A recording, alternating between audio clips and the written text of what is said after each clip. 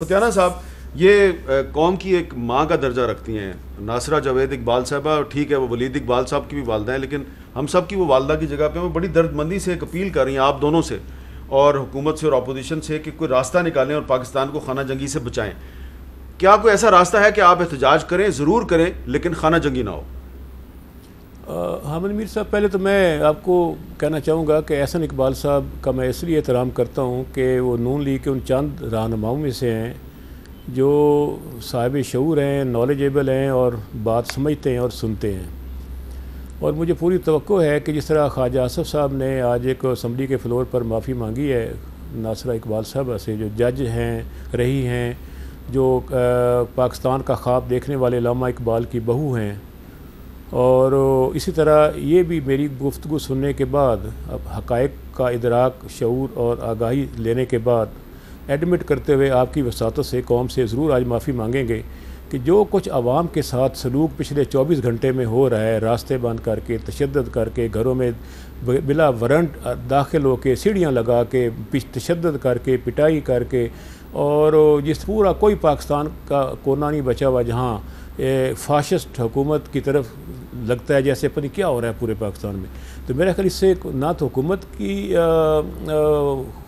कोई खूबी नज़र आती इससे, और ना इसको फ़ायदा हुआ इससे, और अवाम में रिएक्शन। लेकिन फतियाना साहब, जो लाहौर में एक आपकी पार्टी के हैं सजाद बुखारी साहब, उनके घर पर रेड सही थी गलत थी, लेकिन उनको फायरिंग की गई उनके घर की छत से। एक पुलिस कांस्टेबल कमाल जो है वो शहीद हो गया, वो सही हुआ है? मुझे ज़ाती तौर पर और पूरी पार्टी को और पूरी अपोजिशन को अफसोस है कि एक कीमती जान ज़ाया नहीं होनी चाहिए थी, लेकिन इस बात का भी कोई जवाब नहीं बनता कि विदाउट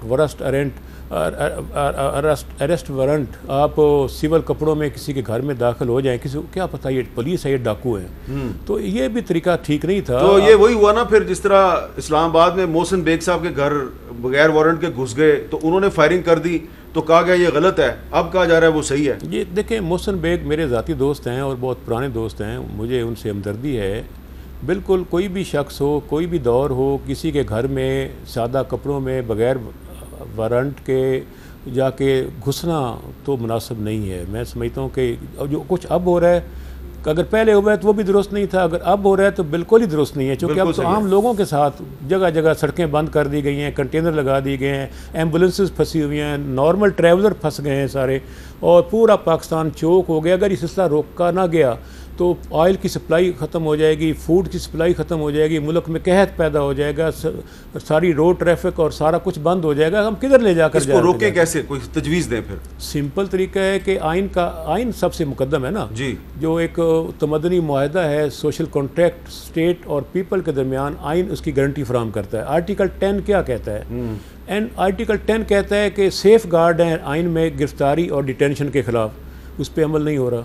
आर्टिकल 15 कहता है कि फ्रीडम ऑफ मूवमेंट, कि इंसान पाकिस्तान के बशिंदे जहाँ दिल चाहे जा सकते हैं, उसको रोका जा रहा है। आर्टिकल 16 और 17 जो है फ्रीडम ऑफ एसोसिएशन और असम्बली, कि आप कहीं भी इकट्ठे हो सकते हैं किसी पुरअमन मकसद के लिए, उसको रोका जा रहा है। आर्टिकल 26 जो है वो भी एक्सेस टू पब्लिक प्लेस देता है। आर्टिकल 26 जो है कि आप कहीं भी किसी भी पब्लिक प्लेस पे पाकिस्तान की आवाम इकट्ठी हो सकती है। एट ए टाइम आइन के 4 आर्टिकल्स की वायलेशन हो रही है। ठीक है, तो इससे बढ़कर गैर आईनी काम और नहीं हो सकता। सुप्रीम कोर्ट के फैसले की 4 लाइनें सुना देता हूँ। वो कह रहे हैं, the right of assembly, the right of association and the freedom of speech can not be exercised by infringing the fundamental rights of others without obtaining permission. Public meetings cannot be held on roads, nor can a road be used as a camping ground or to assemble on it indefinitely. तो ये तो आपका जो Kashmir road पे announcement है, ये supreme court के इस ऑर्डर की वायलेशन नहीं है? हाँ मीर साहब, अभी तो उस पर अमल नहीं हुआ। अभी तक मफरूज़ा है ना, ये किसी ने कहा है कि हम आएंगे, वहाँ पहुँचेंगे, तो उनसे 24-48 घंटे पहले लोगों को इस मफरूज़ा की बुनियाद से रोक देना। एक इस्लामाबाद हाई कोर्ट का एक फैसला है जिसमें कहा गया कि जो परेड ग्राउंड है इसको इस्तेमाल किया जाए सियासी जलसे जुलूसों के लिए। तो अगर इस्लामाबाद हाई कोर्ट के फैसले पे अगर बात करे हुकूमत और आपकी पार्टी आपस में, देखें जी, उनको इस्लामाबाद आने देंगे तो वो फैसला करेंगे हमने परेड ग्राउंड जाना है, कश्मीर रोड पे जाना है, हमने डी चौक में जाना है, या हमने कहीं और जाना है, या फातिमा जनाब पार्क में जाना है। आपने तो रास्ते सारे ब्लॉक कर दिए हैं। पाकिस्तान के हर शख्स पे, बाशिंदे पे, ट्रैवलर पे शक किया जा रहा है कि शायद वो हमारे आज़ादी मार्च में आ रहा है। अपनी कौम पे ही इतमाद ख़त्म हो गया, ये बौखलाहट का शिकार है, परेशानी का शिकार है। मेरा ख्याल हुकूमत की बुनियादें जड़ें उखड़ चुकी हैं और घबराहट में वो बुलडोज करते जा रहे हैं इंसानों के फंडामेंटल राइट